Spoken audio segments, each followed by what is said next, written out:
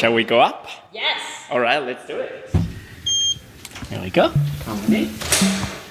There we go. I'm at the Alfred Hospital in Melbourne, Australia, with Dr. Fernando Gordillo Altamirano, and we're headed to a research lab attached to the hospital. This is my first lab tour post-COVID. Oh, really? I wonder if the beakers still look the same. They look exactly the same. They haven't changed. At first, this looks like any other lab. You know the drill, test tubes, white walls, lab coats. But then Fernando walks me to a room filled with big freezers. And in here, there's something that you don't see in every lab. What is inside these freezers? Superbugs. Superbugs. Bacteria that can't be killed by some of our strongest antibiotics. And I'm in a room filled with them. Whoa! And I'm not wearing a mask. Well, they are all frozen. They are technically harmless in their current state. Technically harmless.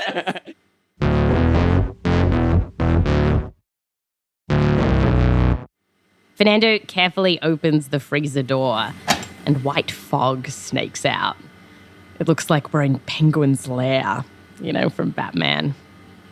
When the fog clears, I can see shelves filled with thousands of vials.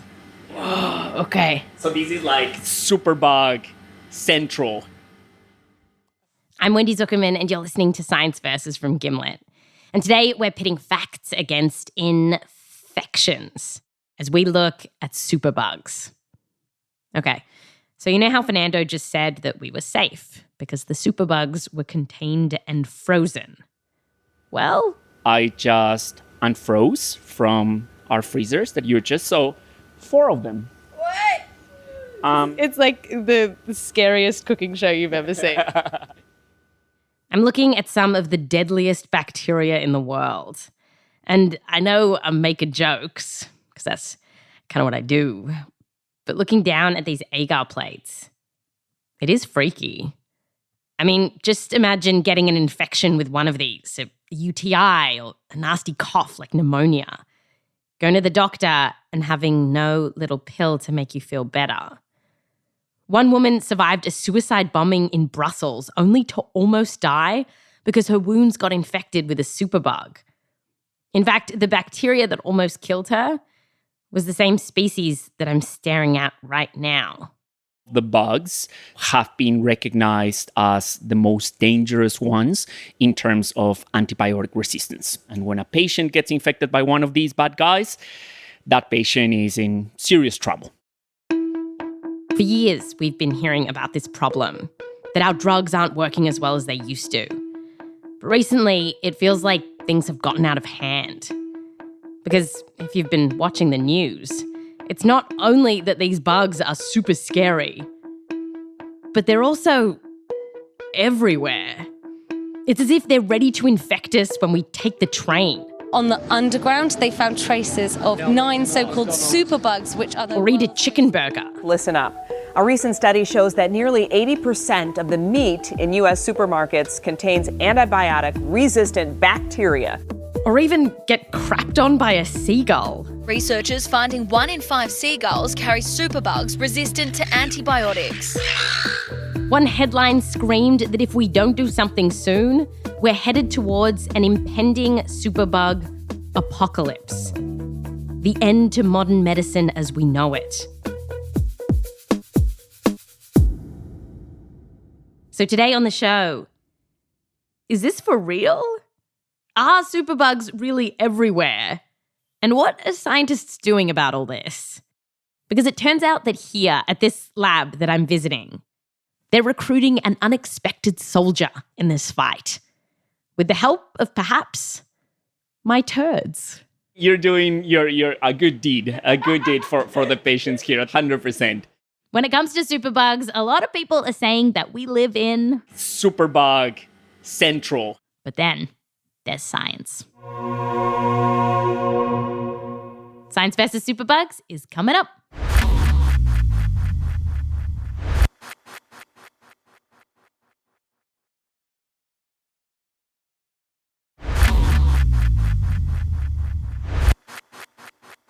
Welcome back.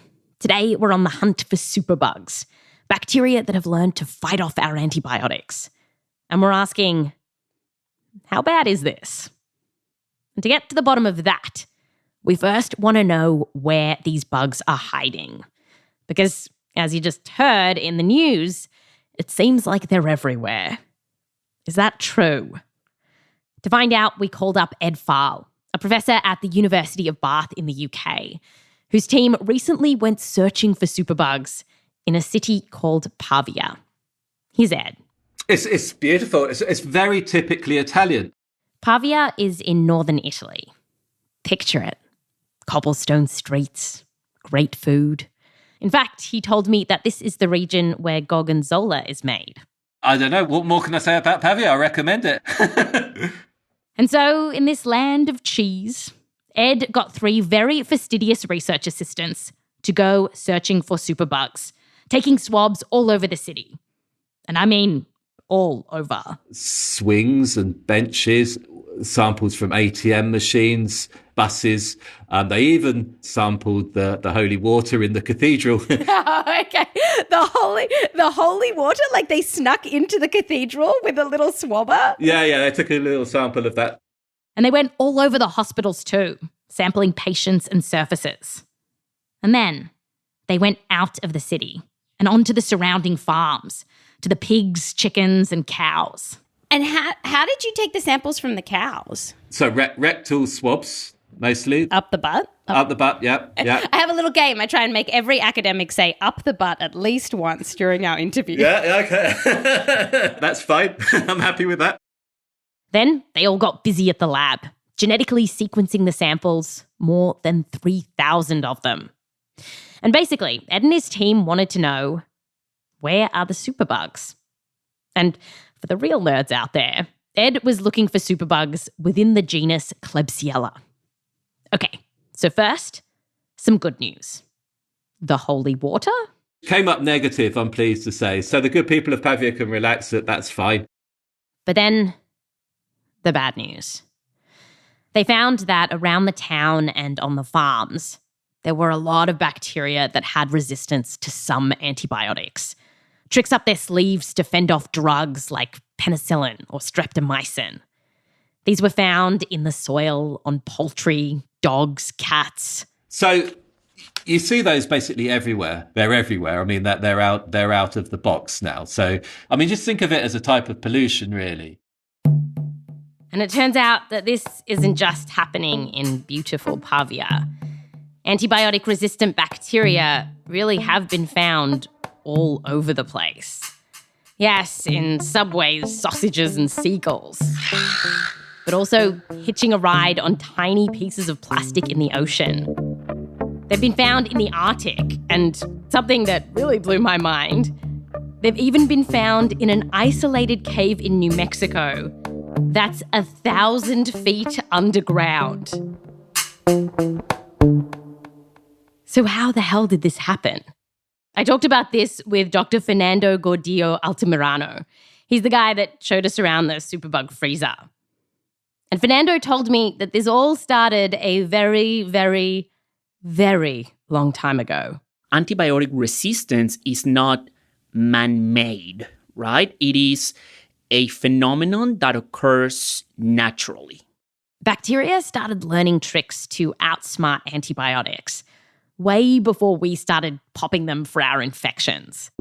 And that's because bacteria have always had enemies, things in nature, like fungi, that wanted to kill them.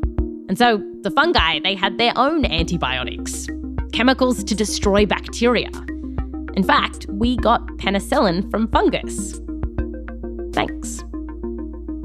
So this all means that from a bacteria's perspective, they need to come up with ways to fight back. And they've been doing this for thousands of years. I mean, literally, we have evidence in the permafrost that bacteria had this superpower 30,000 years ago. So, this is one reason why we're seeing antibiotic-resistant bacteria all over the place. Because they've been doing this for ages. Where humans accelerate this process is when we start introducing antibiotics into the environment. And we are using on a massive scale. Around the world, we take billions of antibiotics each year, and it's only growing. We give a ton to our livestock too, not just to kill disease, but to make our animals grow faster. And each time we use antibiotics, we put bacteria in this very clear position. Evolve some way to get around it, or die. And so bacteria have been evolving. And by the way, this isn't just happening in bacteria. Ever since we started using antifungals, we've also been seeing more resistance with fungal infections.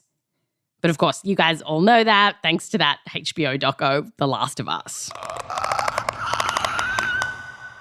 Okay, but back to bacteria. So now these bugs have all these tricks to outsmart our drugs. Like, for example, some of them make enzymes that chew up our antibiotics.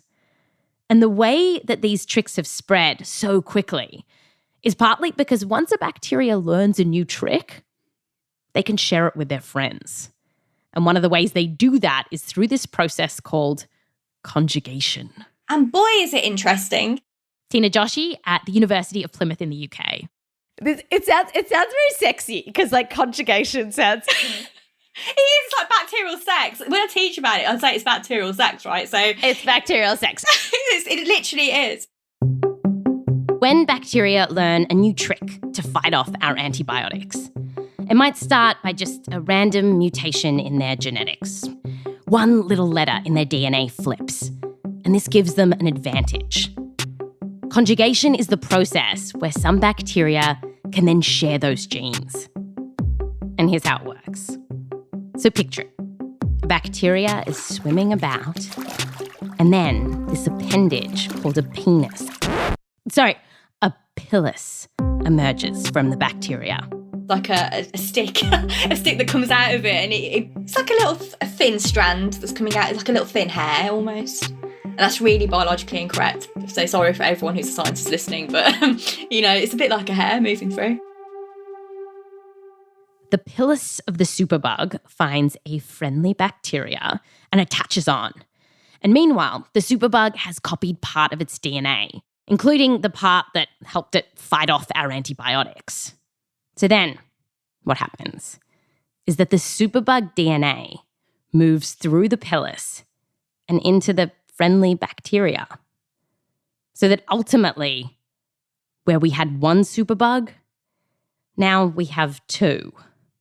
And this bacterial sex, it can happen between different species. In fact, there was this case report of a guy who had a really scary superbug infection that was shrugging off our most powerful antibiotics. Doctors were freaking out. Anyway, the infection was caused by a bacteria called Klebsiella. But inside this guy, researchers saw that the superbug gene had already jumped into an E. coli. And that superbug gene, it's since been found all over the world in more than a dozen different species.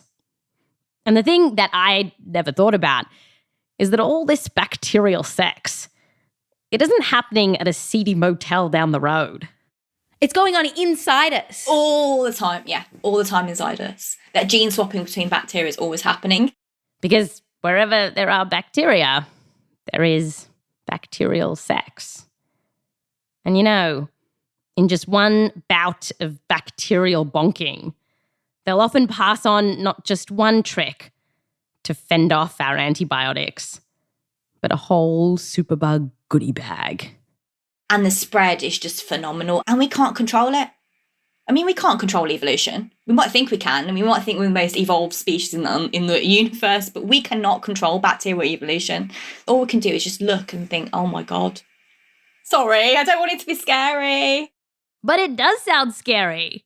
These bacteria are doing all this hanky-panky all over the place, sharing resistance to our antibiotics, and they've been found all over the world doing this. Our next question is, I don't know, why aren't we all dead? Well, the thing is that even though these bacteria are special, they're not super in every single way. Like, they're not necessarily nastier or more contagious than regular bacteria. So a lot of the time, our immune system can actually keep them in check. In fact, what we're learning is that you can even be carrying a superbug, like in your belly, and not even know it. One study looked at more than 1,000 poo samples and found that 9% of the turds had antibiotic-resistant E. coli in them. I asked Ed about this, the guy whose team was snooping around the holy water in Pavia.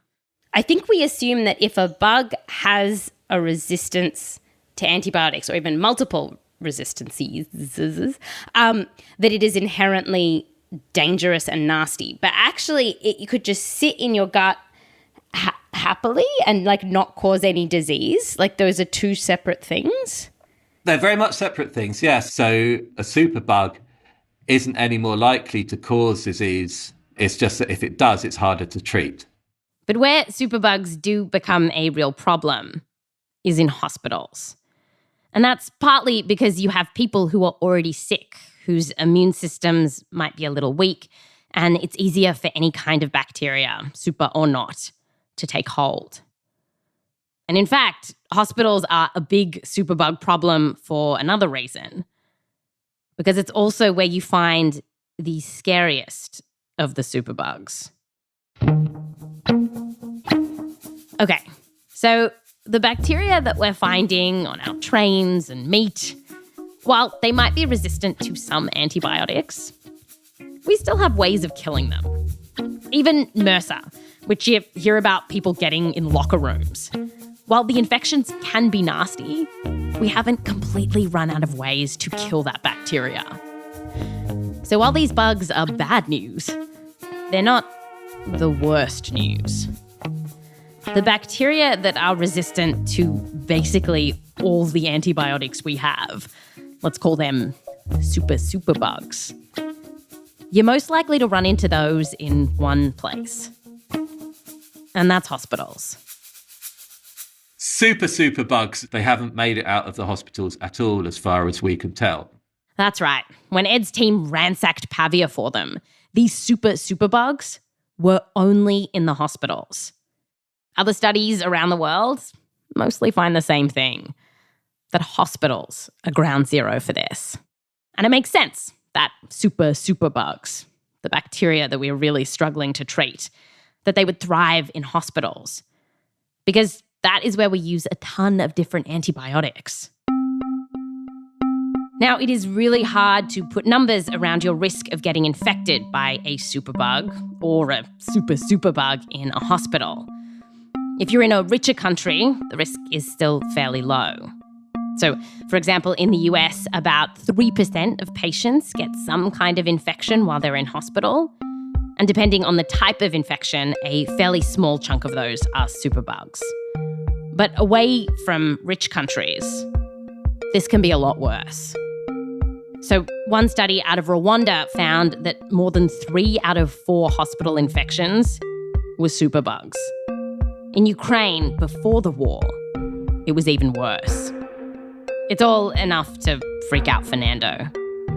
I think that any time in the past 5 years since I've been working on superbugs and antibiotic resistance, anytime a loved one is hospitalized for, any reason, minor surgery or anything like that, I immediately get paranoid.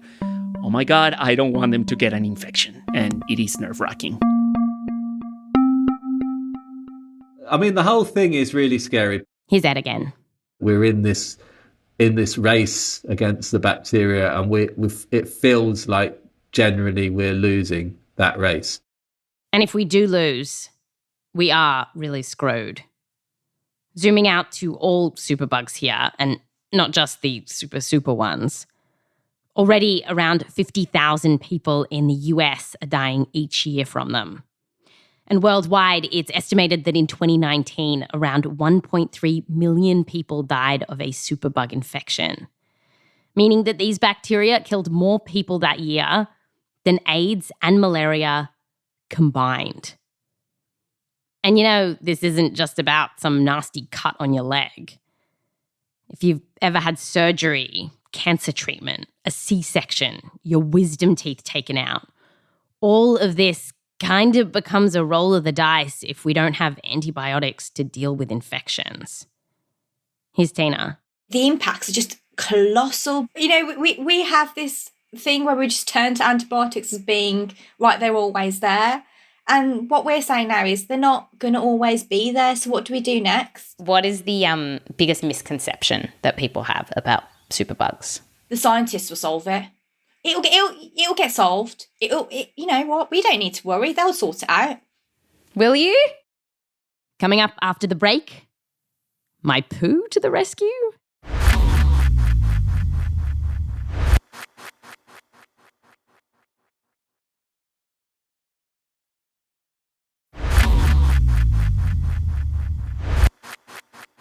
Welcome back.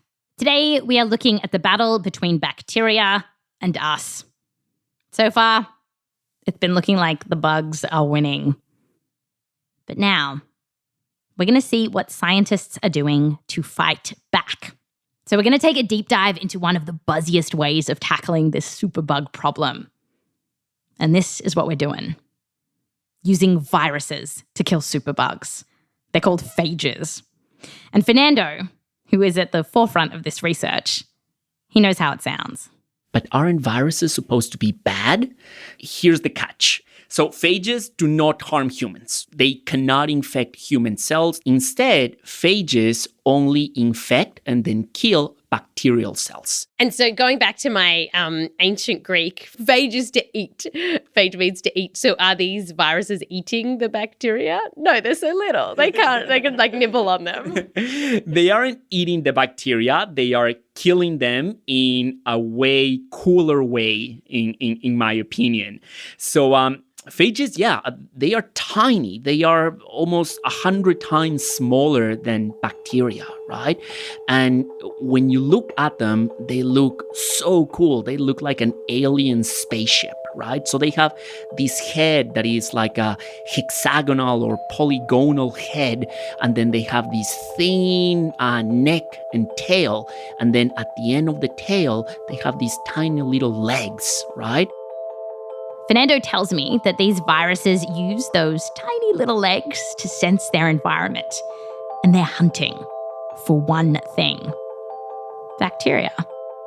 Once they recognize one they like, they latch onto it, inject their genetic material inside it, and then they hijack the bacteria. They tell the bacteria, you know what? You are going to stop doing what you were normally doing. You're only going to produce baby phages, baby viruses. They create heaps of these baby viruses inside the bacterial cell.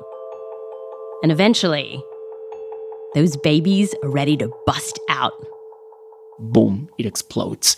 So tens, sometimes hundreds of these tiny viruses are liberated from the exploding bacterial cell, and they will go on to infect the neighboring bacterial cells. So they are not eating the bacteria per se. They are making it explode with hundreds of tiny baby viruses, which is perhaps a little bit more difficult to explain, but it is way, way cooler.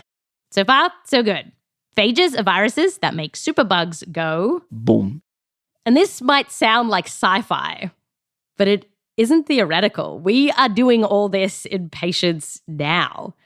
It's actually Fernando's job to find a phage that can be used to kill a patient's superbug infection. But first, he has to find the right phage. Because these phages, they can be really picky.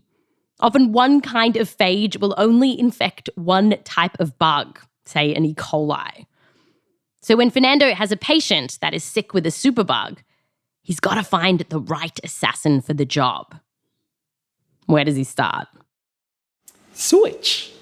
So sewage, like Melbourne sewage? As in Melbourne sewage. Fernando opens the door to a dark room. Ooh, okay, we're going into the cold room now. Ooh, it is chilly.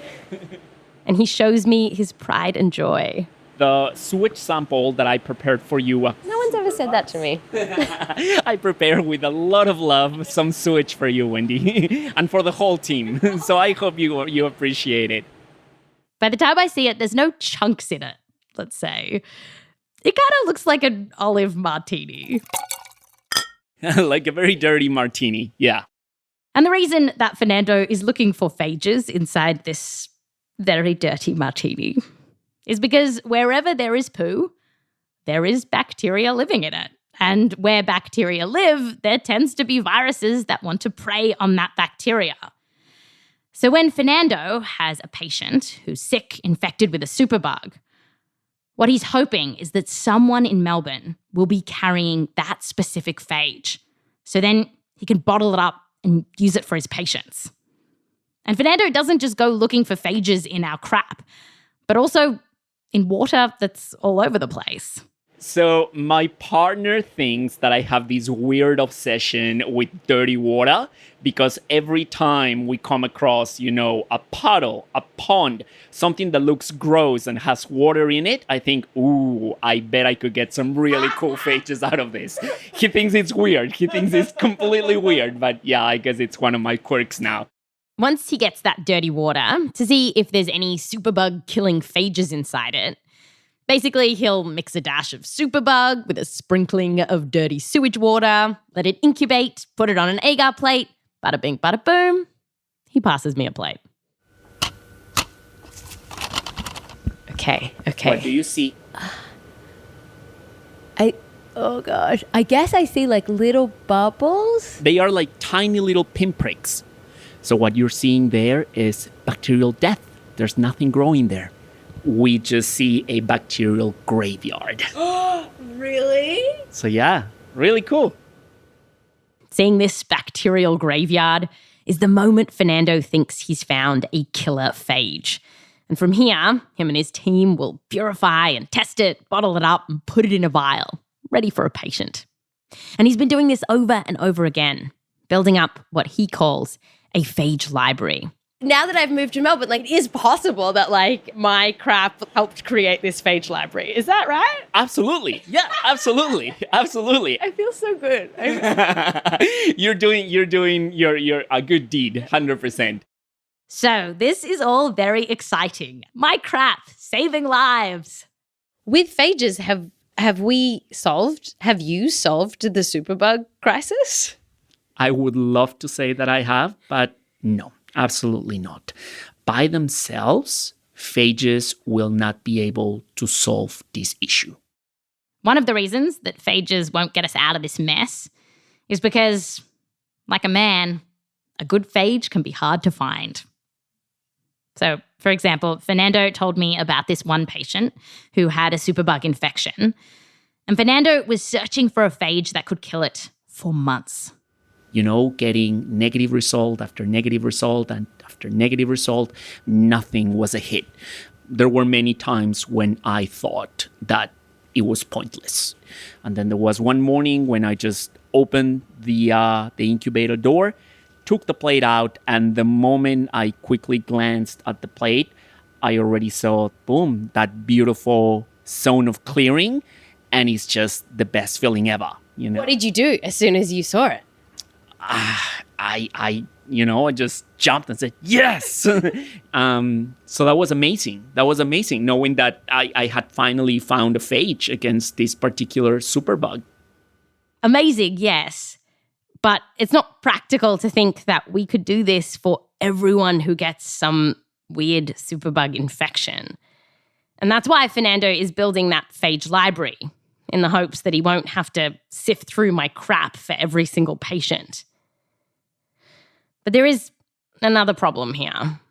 The jury is actually still out on how well this treatment works. For now, it's only given to people who are really, really sick, kind of like a last resort. One analysis of 20 patients who had used phage therapy saw it was helping over half of them. The patient Fernando found that phage for, well, at first the treatment looked like it was going really well, but ultimately they died of other causes.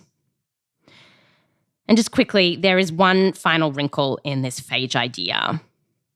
You see, studies in rodents are showing that a very familiar problem may soon pop up. Bacteria or superbugs can also become resistant to phages. Yeah, they're not taking this lying down, this phage attack. They will come up with ways to attack back. No. So it's this arms race between bacteria and phages. Researchers are trying to get around this by giving antibiotics and phages to patients because studies have found that this can help. Now, none of this means that phage therapy is a bad idea. You know, scientists are using this all around the world to save people's lives. But it does mean that this shiny technology, it's not a silver bullet.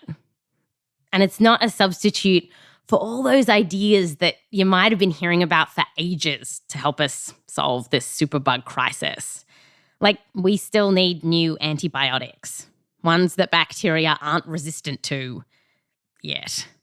And meanwhile, Big Pharma has been pulling out of this space because it's not worth it for them to make antibiotics. That's for a lot of reasons, but one is that we'd only use these drugs to treat a disease quickly rather than, say, a heart disease drug that you'd be popping for years. And as for the antibiotics that we do have, we got to cool our jets with them. In 2019, the CDC estimated that almost a third of the antibiotics prescribed by US doctors' offices and emergency departments were unnecessary. A third. And through the pandemic, this got even worse. Unnecessary antibiotic prescriptions jumped. And now, superbug infections are on the rise too. We can try to keep coming up with new therapies or new solutions for the infections that are already happening, but the idea is to stop this evolution, this process from happening in the first place. So we don't want to focus too much on the Band-Aid. We really need to focus on what is causing the wound in the first place. So we need to stop taking antibiotics if we don't need them. Doctors, clinicians only prescribe antibiotics when you are sure that patients need them. So let's be rational about our use of antibiotics in general. If I was into poetry, I would be clicking you right now, but I really can't get away with that stuff. That's Science Versus. Hey. Hi, Joel Werner, our new supervising producer here at Science Versus. Hey, Wendy. Very stoked to be on the team. It's it's great to do my first citations chat. You've won awards.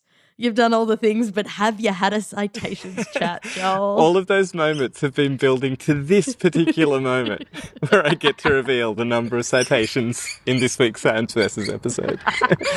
Should I reach for the envelope?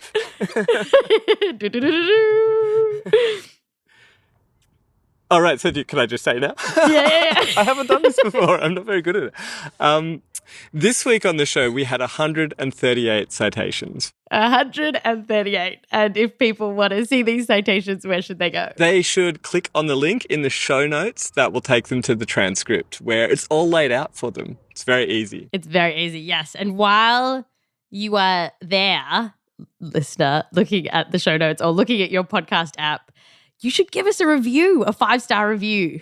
Next week, we have our episode on pit bulls, asking, are they dangerous dogs that should be banned or misunderstood cuddly pets? This one surprised me. I'm going to say I came into this episode with some strongly held beliefs about pit bulls, but they've been shaken up a bit. Whoa. Thanks so much, Joel. Thanks, Wendy. See ya. Bye. Bye.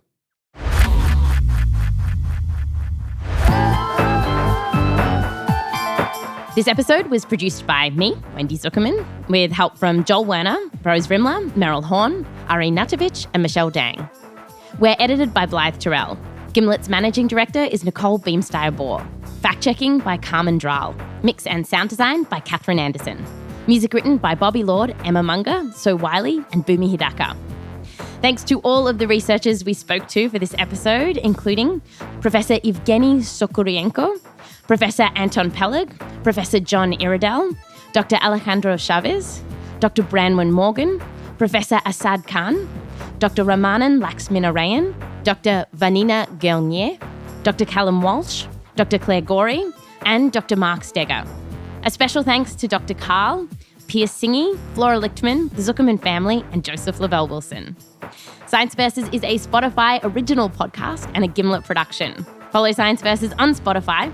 And if you want to receive notifications every time we put out a new episode, which you do, then tap on this little icon of a bell. Yes, there's this little bell icon, and if you just tap that, then you'll get notifications every time Science Versus is out. I'm Wendy Zuckerman. Back to you next time.